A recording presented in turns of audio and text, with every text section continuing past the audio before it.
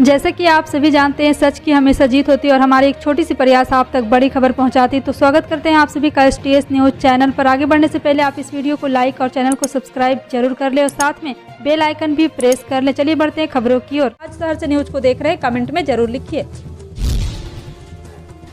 5 राज्यों के विधानसभा चुनाव में मिली करारी शिकस्त के बाद कांग्रेस में मंथन का दौर जारी है। हाल ही में हुई कांग्रेस कार्य समिति की बैठक में सोनिया गांधी ने कहा कि वह पार्टी के हित में किसी भी त्याग के लिए तैयार है, जिसके पास CWC में शामिल कांग्रेस नेताओं ने उनके नेतृत्व में भरोसा जताते हुए उनसे आग्रह किया है कि संगठनात्मक चुनाव संपन्न होने तक वह पद पर बने रहेंगे। इसके बाद सोनिया गांधी भारतीय राष्ट्रीय कांग्रेस अध्यक्ष पद पर बनी हुई है। उस बैठक में प्रियंका गांधी ने यूपी चुनाव को लेकर बहुत कुछ कहा है। प्रियंका गांधी ने CWC की बैठक में कहा कि जिन नेताओं को उत्तर प्रदेश में चुनाव प्रचार के लिए बुलाया गया वो नहीं आए, सिर्फ सचिन पायलट ने चुनाव पार्टी के लिए काम किया। पंजाब चुनाव में आम आदमी पार्टी की जबरदस्त जीत के बाद राज्य में कैबिनेट का पहला विस्तार शनिवार को किया जा रहा है। इसके तहत मंत्रियों को पद और गोपनीयता की शपथ दिलाई जाएगी। सामने आई जानकारी के अनुसार पंजाब कैबिनेट विस्तार समारोह सुबह 11 बजे चंडीगढ़ में होगा। इसके बाद दोपहर 12:30 बजे पंजाब कैबिनेट की पहली बैठक भी होगी। इससे पहले भगवंत मान ने बुधवार को मुख्यमंत्री पद की शपथ ली। हालांकि शपथ लेने वालों में वे अकेले थे और बताया गया था कि मंत्री बाद में शपथ ग्रहण करेंगे। पाकिस्तान में इमरान खान की सरकार पर खतरा मंडरा रहा। महंगाई के मुद्दे पर विपक्ष के अविश्वास प्रस्ताव का सामना कर रहे इमरान खान की अब अपने ही बागी होने लगे हैं। मिली जानकारी के अनुसार PTI के 24 सांसद बागी होकर अविश्वास प्रस्ताव के पक्ष में मतदान करने की तैयारी कर रहे हैं। वहीं जिस आर्मी पर इमरान को भरोसा था, उसने इस मामले पर तटस्थ रहने का फैसला किया है। संयुक्त विपक्ष द्वारा अविश्वास प्रस्ताव पेश किए जाने के बाद सरकार के कुछ सहयोगियों ने इमरान खान का साथ छोड़ने के साथ संकेत दिए हैं, लेकिन इमरान के लिए असली झटका गुरुवार को सामने आया जब उनके ही पार्टी के लगभग 24 विधायक सरकार के खिलाफ जाने की धमकी दे दिए। बिहार के लखीसराय जिले के DSP ने एक बड़ा बयान दिया है। जी हां, आपको बता दें कि यहां पर तबादला का दौर जारी है। 2018 बैच के IPS सैयद इमरान मसूद, जो फिलहाल पटना के दानापुर में बतौर अनुमंडल पुलिस पदाधिकारी स्थापित है, लखीसराय की कमान सौंपी गई है। अब उनका जिम्मा मोतिहारी के अरेराज DSP अभिनव धीमन संभालेंगे। अभिनव साल 2019 बैच के IPS है। बता दें कि बीते दिनों सदन में लखीसराय की विधि व्यवस्था को लेकर जमकर बवाल हुआ था। मुख्यमंत्री नीतीश कुमार ने मामले में स्पीकर विजय कुमार सिन्हा, जो लखीसराय से जनप्रतिनिधि भी है, हस्तक्षेप करने के बाद उन्हें सदन में ही सबके सामने फटकार लगा दी थी।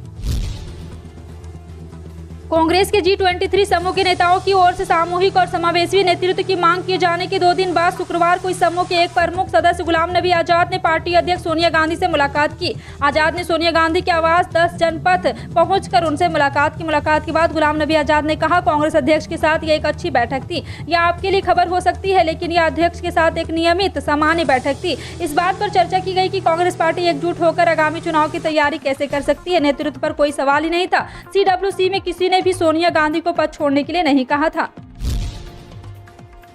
विधानसभा चुनाव के मद्देनजर भले ही चाचा शिवपाल यादव और भतीजे अखिलेश दल एक हो गए हैं, लेकिन क्या वास्तव में ये एक हुए हैं? इस सवाल का जवाब होली के कार्यक्रम में मिल गया। मौका होली कार्यक्रम था। सफेई परिवार के सर्वा मुलायम सिंह यादव समेत पूरा कुंबा कार्यक्रम जुटा था। मंच पर चाचा भतीजे भी थे।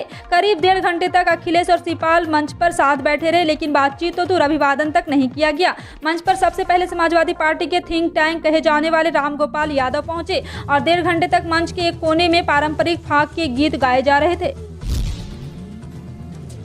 कई लोगों ने प्रधानमंत्री नरेंद्र मोदी के आपदा में अवसर के सूत्र की आलोचना की, तो कई लोगों ने इसे अपना जीवन मंत्र माना और इसी के आधार पर फिर से शुरुआत की। ऐसे ही ओडिशा के रहने वाले इसाका मुंडा, जिन्होंने कोरोना काल में निर्माण कार्य बंद हो जाने की वजह से अपनी नौकरी गंवा दी थी। इस तरह से दिहाड़ी मजदूर की जिंदगी भी उस मोड़ पर आकर खड़ा हो गया। यहाँ समझ में नहीं आ रहा था आगे जाने और आगे जिंदगी कहाँ लेकर जाएगी। ऐसे में उन्होंने अपना एक वीडियो बनाकर यूट्यूब पर अपलोड किया। जब ये वीडियो डाल रहे थे, उन्हें इस बात का जरा सा भी इल्म नहीं था कि वो जल्द ही यूट्यूब स्टार बन जाएंगे और देश ही नहीं विदेशों में भी उनके वीडियो के हाथों हाथ लिया जाएगा। कहानी की शुरुआत ऐसी हुई कि काम छूट जाने के बाद जब इसाक अपने घर पर बैठे हुए थे और उनके बच्चे फोन पर यूट्यूब में कार्टून देख रहे थे, उसी दौरान उन्हें एक विज्ञापन सुनाई दिया जिसमें बताया जा रहा था कि किस तरह लोग घर बैठे वीडियो अपलोड करके पैसे कमा सकते हैं। उन्हें लगा कि उन्हें भी कोशिश करनी चाहिए। इसाक को लगा कि उनके पास खोने को तो कुछ नहीं है, तो क्यों ना यहाँ भी प्रयास किया जाए। इस तरह से महज 7वीं कक्षा तक पढ़े मुंडा ने सबसे पहले यह सीखा कि यूट्यूब पर चैनल कैसे बनाया जाता है। फिर वहाँ मौजूद तमाम श्रेणियों में,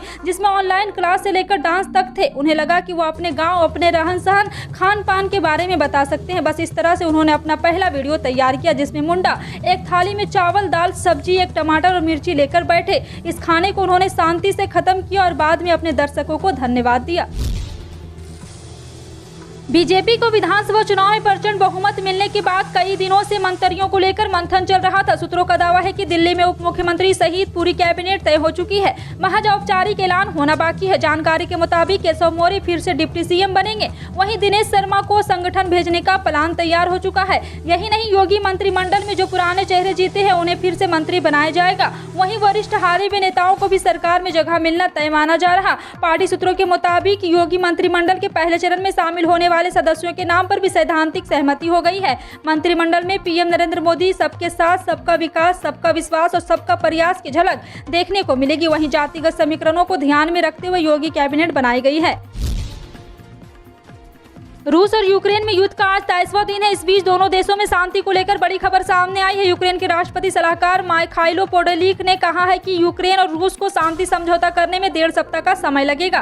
कीव शांति समझौते में यूक्रेन से रूसी सैनिकों की वापसी के लिए एक विशिष्ट योजना के बारे में विस्तार से तय करना चाहता है। पोडोलिक ने गुरुवार को इस बारे में जानकारी दी। पोडोलिक रूस के साथ शांति वार्ता के लिए यूक्रेनी प्रतिनिधिमंडल से सदस्य भी हैं। किसानों के लिए खुशी की खबर है। अब छोटे और सीमांत किसान बिना गारंटी के 1.60 लाख तक का लोन ले सकते हैं। इसके लिए किसानों को किसान क्रेडिट कार्ड के लिए अप्लाई करना होगा।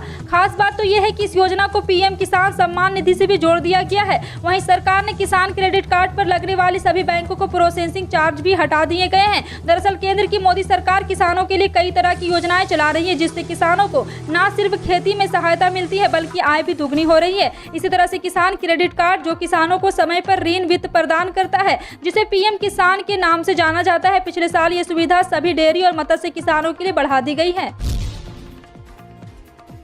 पंजाब में कांग्रेस की चुनावी हार के बाद पूर्व प्रदेश प्रधान सुनील जाखड़ के बयान से खलबली मच गई है। जाखड़ ने एक इंटरव्यू में कहा है कि मैं कहना नहीं चाहता था, लेकिन गंभीर बात कर रहा हूं। पूर्व सीएम चरणजीत सिंह के खिलाफ पहले आईएएस अफसर वाला मीटू का केस बना, अब एक महिला पत्रकार के साथ ऐसा हुआ। उन्होंने कहा कि मैं पूरी जिम्मेदारी से ये बात कह रहा हूँ। जाखड़ ने कहा है कि ये जो सफेद चादर लेकर घूम रहे, ये बहुत शर्मनाक है। जाखड़ ने कहा है कि पहली और महिला पत्रकार सच्चाई बताकर पंजाब की बच्चियों पर बहुत बड़ा उपकार करेगी। मैं उनका नाम नहीं घसीटना चाहता, लेकिन चन्नी ने जो किया वो पार्टी और समाज के लिए शर्म की बात है। हालांकि इस संबंध में सीएम चन्नी की तरफ से कोई प्रतिक्रिया नहीं आई है। इमरान खान सरकार के लिए बुरा वक्त शुरू हो चुका है और वो चंद दिनों के मेहमान है। यह दावा सरकार में शामिल पाकिस्तान मुस्लिम लीग कायद के चीफ चौधरी परवेज इलाही ने किया है। इलाही ने कहा है कि मैं मानता हूं कि यह सरकार 100% मुश्किल में है। अब इसे बचाना बहुत मुश्किल। अगर प्रधानमंत्री खुद जाकर अपने सांसदों को मना लेते हैं तो शायद सरकार कुछ दिन और चल जाए, वरना इसका गिरना तय है। चीन में कोरोना वायरस के बहुत तेजी से बढ़ते मामलों के कारण सरकार ने पाबंदियां बढ़ा दी है। चीन ने नए प्रतिबंध लागू कर दिए हैं। इसके कारण चीन में बढ़ रहे भारतीय स्टूडेंट भी मुश्किल में आ गए। स्टूडेंट का कहना है कि पढ़ाई के लिए उनका चीन जाना कठिन लग रहा। चीन की यूनिवर्सिटीज में पढ़ रहे भारतीय स्टूडेंट को अभी तक ऑफलाइन क्लास के लिए चीन में प्रवेश की अनुमति नहीं मिल सकी है।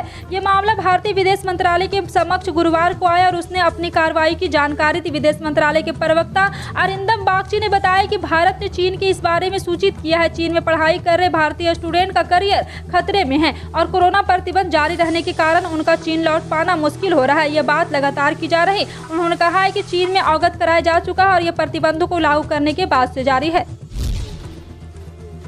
भारतीय सर्राफा बाजार में सोना चांदी कीमत में काफी उतार चढ़ाव की स्थिति बनी हुई, जिसे लेकर ग्राहकों में पेशोपेश की स्थिति चल रही है। अगर आप सोना के चांदी के ग्राहक हैं तो यह खबर आपके लिए बहुत कीमती साबित होने जा रही। इन दिनों सोना उच्चतम दर के करीब 6,000 रुपये सस्ता बिक रहा है। आप सोना खरीदना चाहते हैं तो बिल्कुल भी देरी ना करें। जी हाँ, आपको बता दें कि 51,372 रुपये 10 ग्राम पर पड़ रहा है। वहीं 999 प्योरिटी वाली 1 किलो चांदी की कीमत बढ़कर 67,665 रुपये पर पहुँच गई है।